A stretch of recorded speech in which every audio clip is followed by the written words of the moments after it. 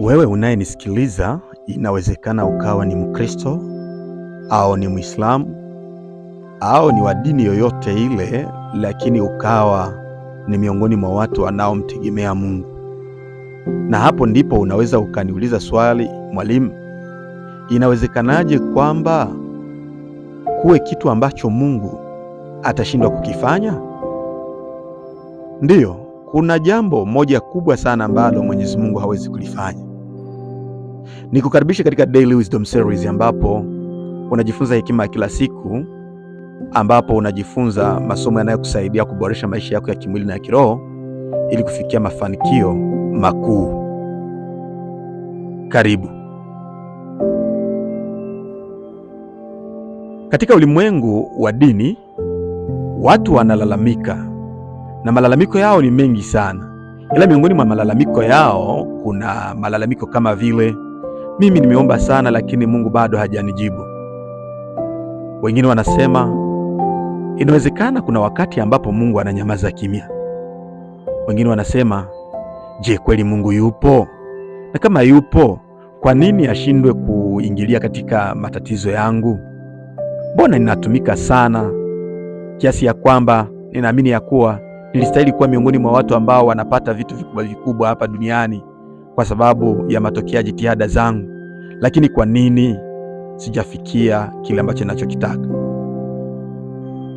Wewe unayenisikiliza, kuna jambo ambalo nataka ulielewe siku ya leo, na kama ulikuwa umelielewa, nataka tena ulikumbuke, nalo ni hili: Mungu hawezi kufanya sehemu ya majukumu yako.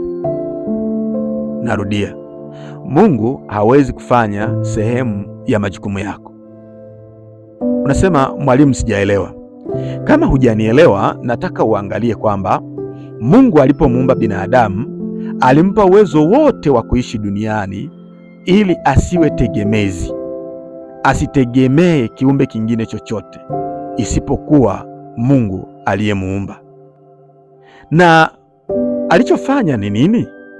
Alipokuumba akaweka ndani yako uwezo unaoitwa vipaji, vipawa na karama.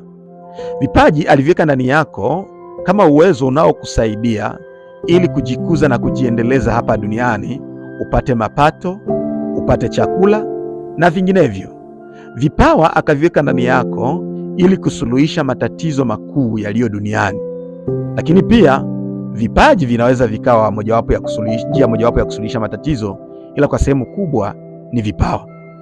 Karama akaziweka kwa ajili tu ya huduma za kidini, ili kwamba hizi zisaidie kukuza mwili wa Kristo ambalo ni kanisa. Katika ulimwengu wetu wa Kikristo, hivyo ndivyo tunavyoamini. Sasa unapokuwa umepewa vipaji, Mwenyezi Mungu anachotaka ni wewe uvitumie. Si kwamba tena umsumbue sana. Unachoomba, unaomba uwezo, unachoomba unaomba pesa, ijapokuwa ameshakupatia uwezo ambao ni vipaji vinavyoweza kubadilika na kuwa ajira, vikabadilika na kuwa pesa.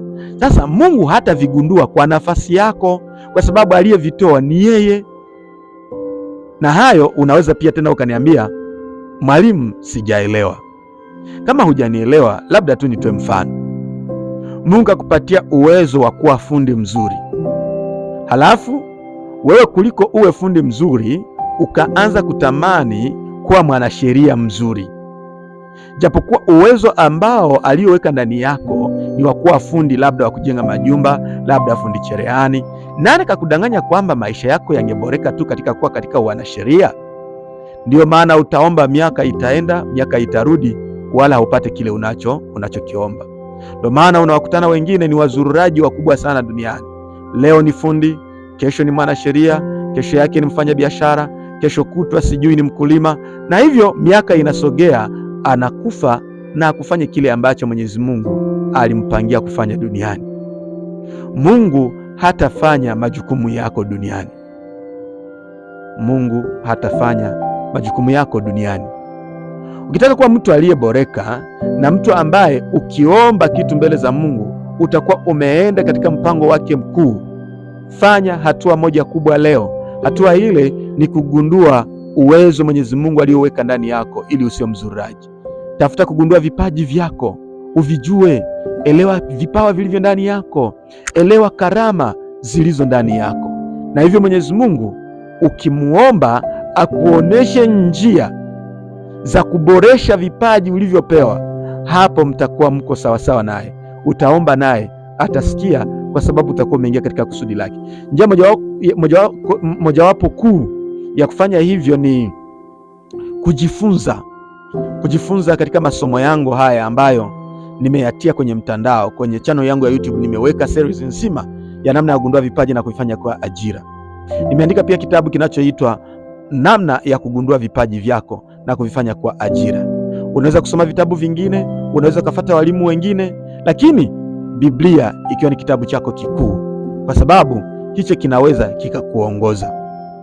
Mimi nitafurahi uchukue ile hatua na ukaifanyie kazi, ili ukiomba uwe unaomba katika mpango wa Mungu, usiombe nje ya mpango wa Mwenyezi Mungu.